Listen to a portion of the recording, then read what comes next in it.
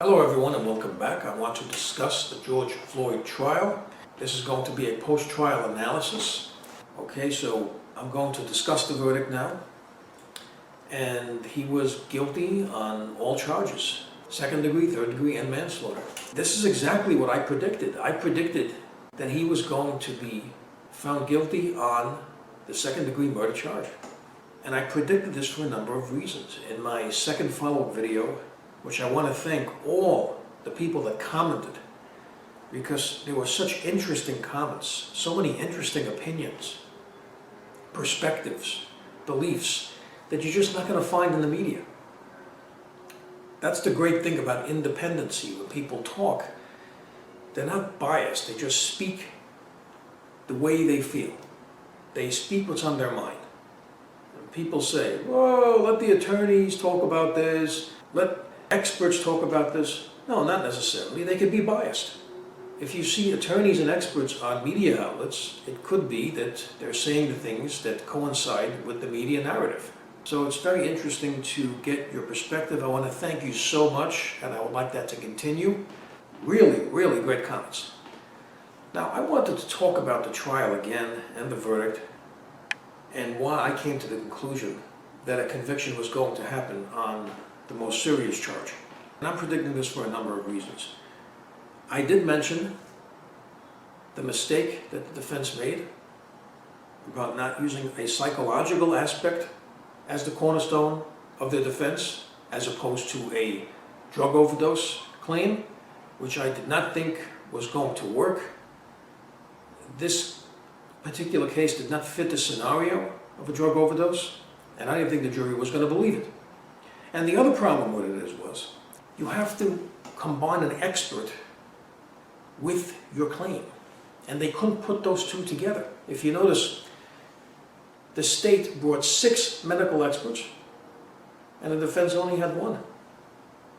And the defense hung their hat on the drug overdose, but yet they had no expert in connection with that, such as a toxicologist, which the prosecution brought on the stand. Where's their toxicologist? There was none. The jury is probably wondering why. Because the attorney said so? Where's the medical experts? I mean, they had a budget of around $1 million. They could have brought more medical experts to testify. I mean, the prosecution kept saying the 9:29, the 9 minutes and 29 seconds, 9:29. They were trying to get that in the jury's head. Well, what about the 6-1? That was also probably in the jury's head. Where are the medical experts for the defense? Only 1? A medical examiner? You're going to need more than that. You're outnumbered here. Now, as far as the medical examiner for the state, he did say that the drugs were in the system and a contributing factor, but he ruled it a homicide. A homicide means at the hand of someone else. So he was murdered. So that's not going to help the defense. So he was really an expert for the prosecution. And this is the problem I had with this. And the other problem was the closing arguments. Not only were they too long for the defense, he actually said something which made no sense at all. I mean, he said that they want you to rule out the enlarged heart, the hypertension, the drugs in the system, and he said they're wrong and he's right. Well, why is he right? Because he's a lawyer? He expects the jury to believe that a lawyer knows more than the medical experts? I mean, of course not. They're not going to believe that. If you're claiming that it was a drug overdose, you have to bring experts. You got to bring experts pertaining to that, not just a medical examiner.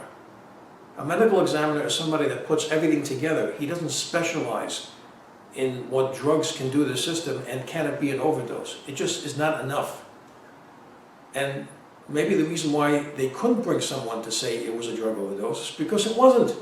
And that's probably what was going through the juror's head. They're like, this is the cornerstone of defense, and not one medical expert to come forward to say it is. Right? Now, I thought that the cornerstone of the defense should be a psychological one. And that's the irony of this case. The prosecution wanted to bring forward a forensic psychiatrist, and the defense fought against it. That's actually what the defense needed here. Like I said, in my analysis, in my prior video, I specifically said, if they focused on the fact that his client wasn't even there when this whole thing started. He came late. The panic attack already occurred, which could have caused a heart attack. And according to a medical examiner, Dr. Fowler, he said heart disease, right? Okay, maybe there's a chance for some reasonable doubt here. And they can say the heart attack was already occurring by the time his client arrived with his knee on his neck, and therefore it wasn't the knee on the neck that killed him or any of the other restraints. It was the actions of those police officers who the jury already know are going on trial this summer. That would have gone through their mind. They're like, wait a minute. They started this mess. He came later, and he was already suffering the effects of a heart problem which could have caused his death. Now, would they believe that? Probably not. But if you're going to make a defense, you have to come forward with something more credible with medical experts to back it up. He had no medical experts to come forward to say this was an overdose. Somebody who specializes, who understands what can cause an overdose.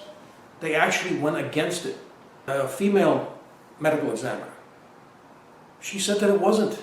They went the opposite way. This was not good for the defense.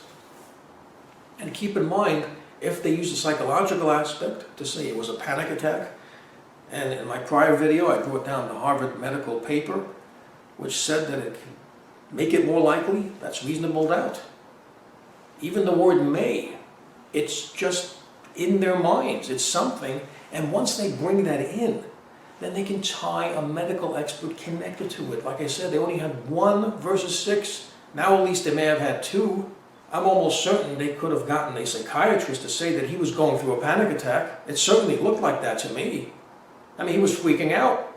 And keep in mind, that 2019 video would have really helped them if they focused on the fact that his blood pressure was going through the roof. It was so high that the paramedic told him to go to the hospital, that it was dangerous. Now, if his blood pressure was that high in the 2019 event, imagine how high it was in his final encounter. I mean, that was a much more rigorous situation for him, obviously. His blood pressure could have even been higher. They should have focused on the panic, on the anxiety. They did focus on something called excited delirium. That's not what happened here.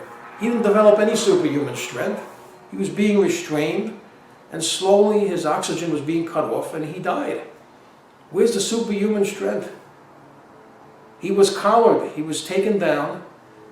He was on the ground, handcuffed. If there was any superhuman strength in this case, it would have already occurred prior. If they wanted to focus on something like this, excited delirium, that may have been a connection to something psychological, which was the panic attack. I just think they should have focused more on this. Now, like I said, would it have been enough? Probably not. When people looked at this and saw what was happening to this guy, it looked like a lynching. I mean, they were basically trying to convince the jury that what they're seeing is not what they're seeing. Trying to say, oh, his knee is really not on his neck. Of course it was. Just open your eyes and look. His knee was clearly in the crevice of the back of his neck, pressing towards the base of the back of his head. It was on there. It shifted from time to time, and it was more towards the back once EMS arrived. And by then, he was not responsive. They should have focused on these things. Now, like I said, what do I think? Yes, I agree. I agree that his death was caused by the restraint, which cut off the oxygen. That was the cause of death here. Now, there's something else I want to focus on, and I mentioned this in my prediction video. If you look at the beginning, the prosecution right away, saying the police do a fantastic job. And this is what bothered me. I understand that we're trying to alienate this cop from other cops because they wanted to bring these other police that worked around him to try to turn against him. Maybe that was the strategy. But it's not a good long-term strategy. Because the reality is this case is supposed to be a landmark case for reform. Don't forget, this is the state, right? The state ultimately has to find justice and protect the people. If there's a problem in this department, they should say so. And the other main problem with saying they're doing a fantastic job is the jury is like, wait a minute, he wasn't the only one involved here. What about the other 3? Not only didn't they do anything to help this guy, they aided and abetted him. So how could you say that, oh, they're doing a fantastic job, when obviously you can see this, that there's other cops in this department that are a problem? They should have focused on that. because this is a landmark case. This is supposed to be a case that represents reform. And if you just keep on saying how great they are, what a great job they're doing, that's not going to get you there. There has to be some critique of what's going on here. And getting back to what I was talking about with the defense, is that by using the panic attack defense and the psychological defense as their cornerstone for their defense, they could have focused the blame more on these other officers. Would it be enough to get him off? No, but maybe possibly they could say that something was happening to him anyway. The heart attack could have been happening. Now, of course, there was no expert they could find, like a cardiologist, to say that he was having a heart attack, but the medical examiners said something about the heart. And of course, they would have a psychiatrist who is a medical doctor. But they didn't take this route. I think this was a mistake. Now, focusing on really what happened here, if you look at this, this is what is very interesting about this case. You have a situation where you have a bunch of police officers that are all doing the same thing. They're sharing the same mindset, which is a terrible, terrible thing. It's not like you can have a supervisor showing up and they're all supposed to just watch and obey. No, that's why you have multiple cops at the scene. If one is doing wrong, one has to step in and intervene. Don't just mention that, should we put him on his side? Push the guy's knee off of him. Get involved. You see that this is wrong. Anyway, it's a very tragic case all around for everybody affected. Everything has changed. This is no longer a situation where you see a court case where witnesses have to corroborate witnesses. Now it's cameras corroborating cameras. What you really saw in this trial are the cameras on trial. The cameras were being interrogated. The cameras were testifying.